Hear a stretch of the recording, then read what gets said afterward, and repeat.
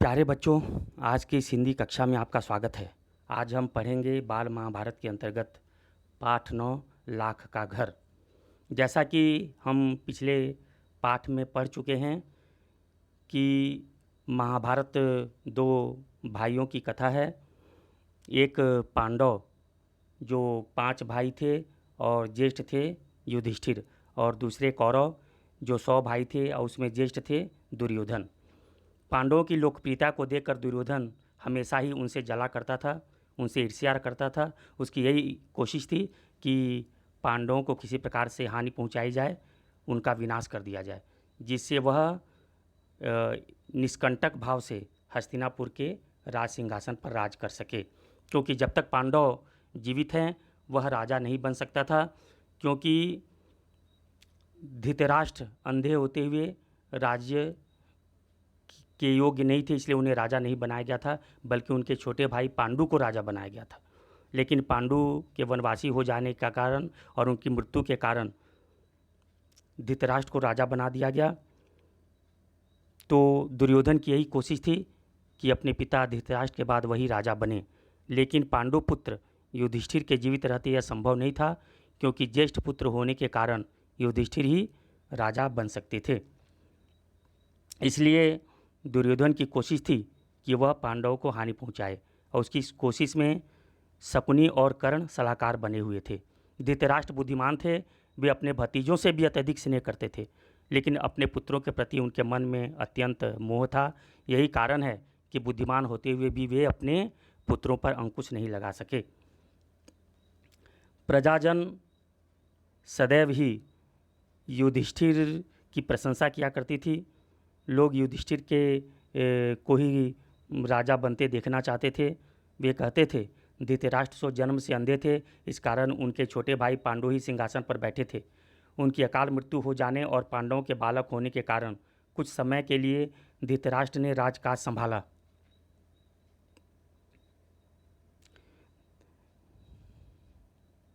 धृतराष्ट्र ने राजकाज संभाला, किंतु उनकी अकाल मृत्यु होने के बाद अब युधिष्ठिर बड़े हो गए हैं, तो फिर आगे धृतराष्ट्र को राज्य अपने अधीन रखने का क्या अधिकार है। पितामह भीष्म का तो कर्तव्य है कि वह धृतराष्ट्र से राज्य का भार युधिष्ठिर को दिला दें। युधिष्ठिर ही सारी प्रजा के साथ न्यायपूर्वक व्यवहार कर सकेंगे। इस तरह से प्रजा और राज समाज के लोग चाहते थे कि युधिष्ठिर ही राजा बने। पांडवों की सुलोकप्रियता को देखकर दुर्योधन ईर्ष्या से कुढ़ने लगा। वह अपने पिता को अकेले में देखकर पांडवों के विरुद्ध में भड़काने लगा। दुर्योधन ने अपने पिता से कहा, पिताजी, पूर्ववासी तरह तरह की बातें करते हैं। जन्म से दिखाई न देने के कारण आप बड़े होते हुए भी राज्य से वंचित ही रह गए। राज सत्ता आपके छोटे भाई के हाथ में चली गई। अब यदि युधिष्ठिर को राजा बना दिया गया तो फिर पीढ़ियों तक हम राज्य की आशा नहीं कर सकेंगे। पिताजी, हमसे तो यह अपमान न सहा जाएगा। इस तरह से दुर्योधन ने अपने पिता को पांडवों के विरुद्ध भड़काने की कोशिश की। लेकिन धृतराष्ट्र बुद्धिमान थे। उन्होंने दुर्योधन को समझाने की चेष्टा की। उन्होंने कहा, बेटा, तुम्हारा कहना ठीक है, लेकिन युधिष्ठिर के विरुद्ध कुछ करना भी तो कठिन है। युधिष्ठिर धर्मानुसार चलता है, सबसे समान स्नेह करता है, अपने पिता के समान ही गुणवान है। इस कारण प्रजाजन भी उसे बहुत चाहते हैं। इसलिए हम युधिष्ठिर के विरुद्ध कुछ नहीं कर सकते। यह सुनकर दुर्योधन बोला, पिताजी, आपको और कुछ नहीं करना है, सिर्फ पांडवों को किसी न किसी बहाने वारणावत के मेले में भेज दीजिए। मैं आपको विश्वास दिलाता हूँ, इतनी सी बात से हमारा कुछ भी बिगाड़ नहीं होगा। वारणावत एक स्थान था जहाँ पर वर्ष में एक बार भारी मेला लगता था। दुर्योधन चाहता था कि पांडव वारणावत के मेले में जाएं और वे वहाँ रहें, जिससे यह षड्यंत्रपूर्वक उनका विनाश कर सके, उन्हें मरवा सके। लेकिन उसके पिता उसकी बात नहीं मान रहे थे, इसलिए उसने अपने पिता पर दबाव डालने के लिए कुछ राज दरबारियों को और कूटनीतिज्ञों को अपने पक्ष में मिला लिया। वे बारी बारी से धृतराष्ट्र के पास जाकर पांडवों के विरुद्ध उन्हें उकसाने लगे। उन्हीं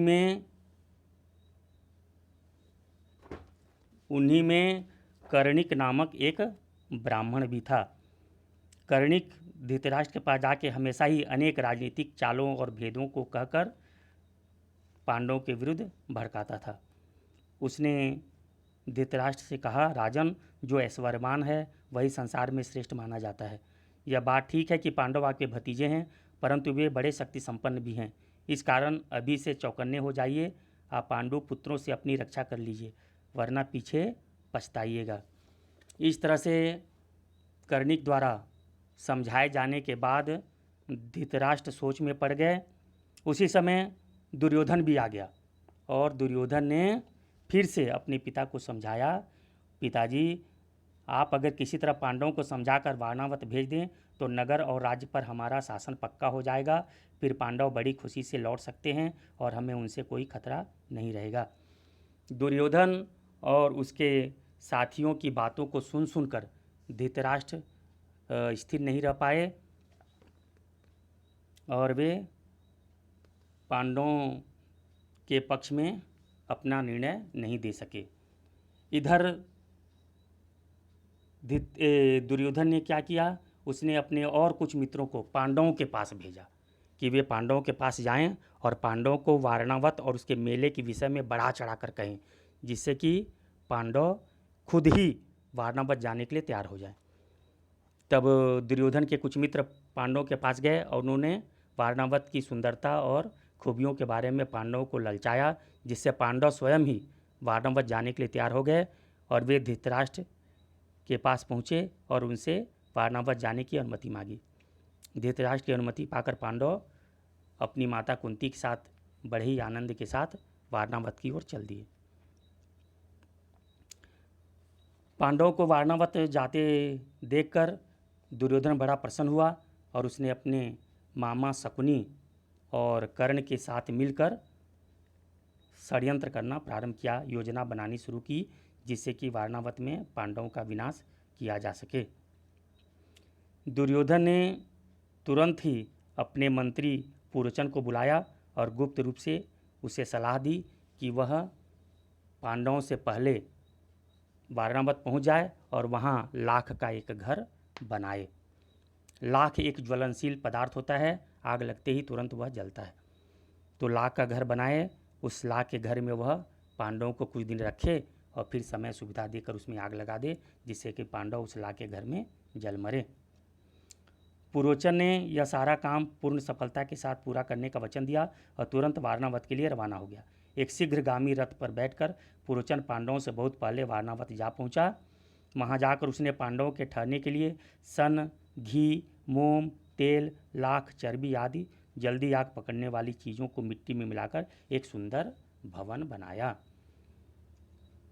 ये ज्वलनशील पदार्थ हैं, लाख, घी, मोम, तेल, चर्बी, ये तुरंत आग पकड़ने वाली चीज़ें हैं। इन्हीं चीज़ों से उसने लाख का सुंदर भवन बनाया कि इस सुंदर भवन में पांडव कुछ दिन ठहरें, फिर वह उसमें आग लगा दे। उसने यह भी व्यवस्था कर रखी थी कि पांडव यदि समय से पूर्व पहुंच जाते हैं तो उन्हें वह कहीं और ठहरा दे और जब लाख का घर बनकर तैयार हो जाए तो फिर वो पांडवों को लाख के घर में ठहराए। पुरोचन ने सुंदर लाख का घर बना दिया। पांडव जब वहाँ वारणावत पहुँचे तो कुछ समय के लिए उसने उन्हें कहीं और ठहराया। जब लाख का घर बनकर तैयार हो गया तो वह लाख के घर में ठहरने के लिए पांडवों को बुलाकर लाया। पांडव उस लाख के घर में ठहरे।